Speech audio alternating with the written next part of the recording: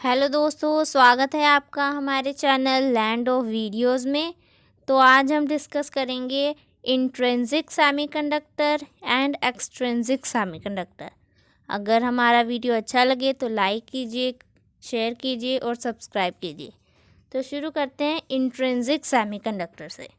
Intrinsic semiconductor pure semiconductor होते हैं। These semiconductors are in the purest form.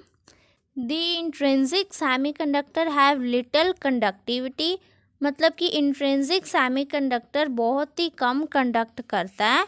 Their conductivity is uncontrolled, it depends upon the temperature, कि मतलब इसकी conductivity को control नहीं किया जा सकता। इसकी जो कंडक्टिविटी है वो सिर्फ टेम्परेचर के ऊपर डिपेंड करती है कि कितना टेम्परेचर है। अगर तो temperature at absolute zero temperature पे है तो वो कोई भी इलेक्ट्रॉन पास नहीं करेगा, उसमें कंडक्टिविटी नहीं होगी। अगर टेम्परेचर ज़्यादा है तो वो कुछ इलेक्ट्रॉन्स कंडक्ट करेगा।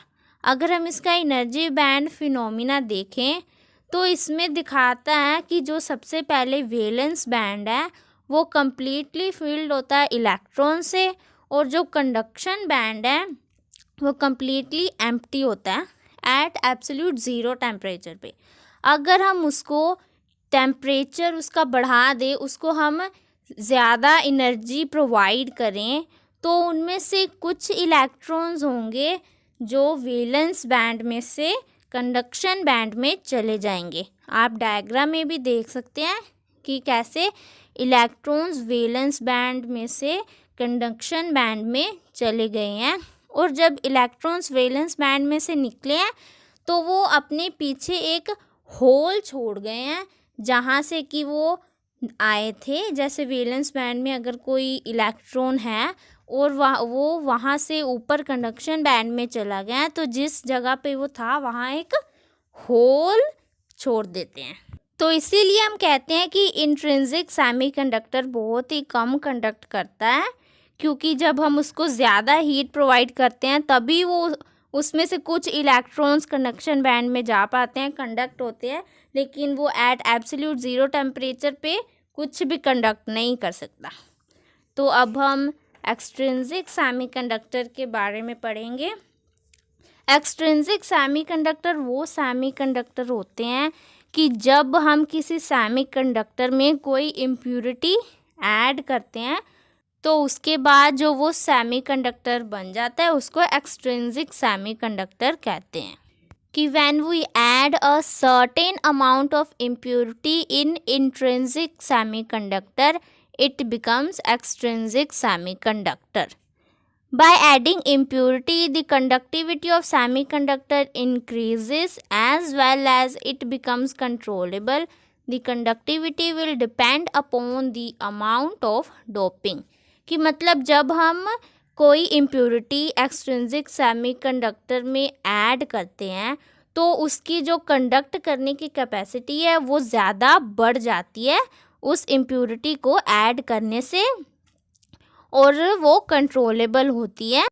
Conductivity will depend upon the amount of doping, मतलब कि कंडक्टिविटी एक्सट्रिंसिक सेमीकंडक्टर की उस पे डिपेंड करती है, किस पे, अमाउंट ऑफ डोपिंग की, कि कितनी उसमें डोपिंग हुई है।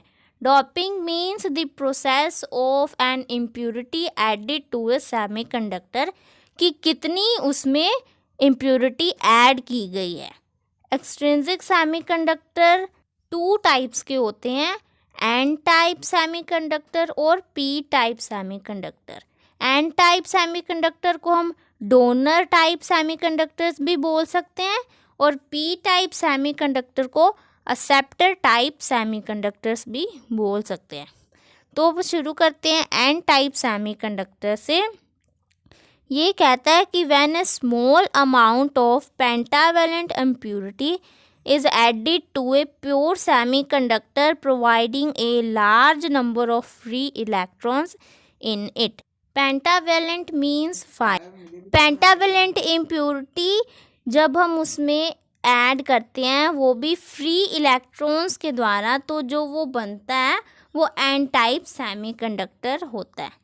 The extrinsic semiconductor thus formed is known as n-type semiconductor.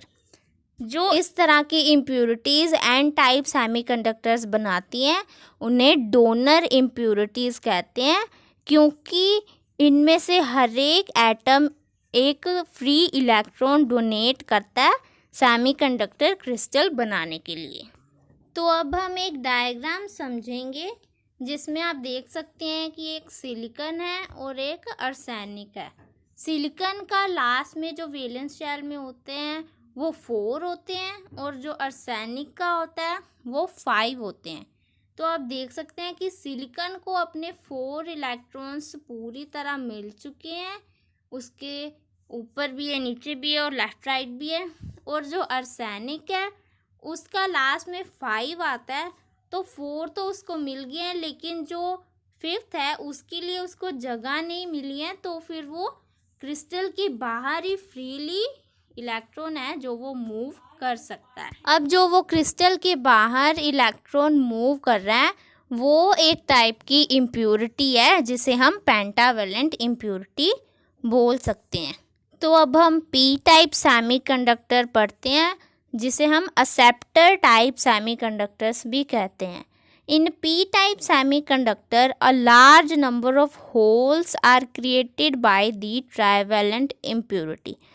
P type semiconductor में ट्राइवेलेंट टाइप की इम्प्योरिटी होती है जो होल्स के रूप में होती है।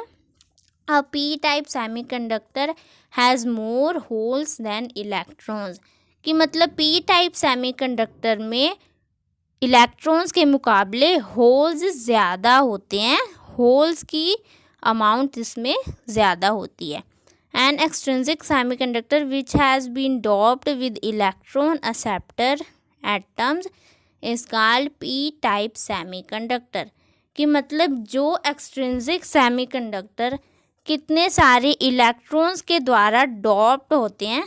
हमने डोपिंग पहले ही बताया है कि जब हम कोई इम्प्योरिटी ऐड करते हैं सेमीकंडक्टर में तो उसको डोपिंग बोलते हैं।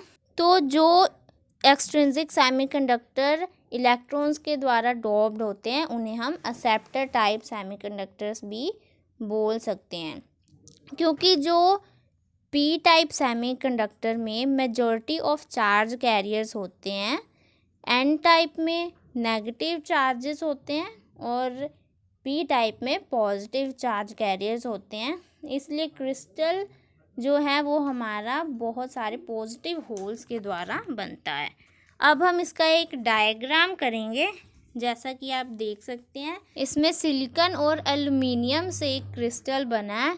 सिलिकॉन का जो लास्ट में वैलेंस शेल में जो होते हैं इलेक्ट्रॉन्स वो 4 होते हैं और एल्युमिनियम में लास्ट के वैलेंस शेल में 3 होते हैं। तो इसमें देखिए सिलिकॉन को पूरे अपने 4 इलेक्ट्रॉन्स मिल गए हैं, लेकिन जो एल्युमिनियम है उसका लास्ट में 3 इलेक्ट्रॉन्स होते हैं। तो 3 इलेक्ट्रॉन्स तो उसको मिल गए हैं, लेकिन जो उसकी जगह 4th जगह खाली रह गई है वहाँ कोई भी इलेक्ट्रॉन नहीं है, तो वहाँ एक होल बन गया, उसको हम ट्राइवेलेंट इम्प्योरिटी बोल सकते हैं। तो हमें लगता है कि आपको इंट्रिंसिक और एक्सट्रिंसिक सेमीकंडक्टर समझ में आ गया होगा। अगर हमारा वीडियो अच्छा लगा हो तो लाइक कीजिए, सब्सक्राइब कीजिए और ज़्यादा से ज़्यादा शेयर कीजिए। Thank you.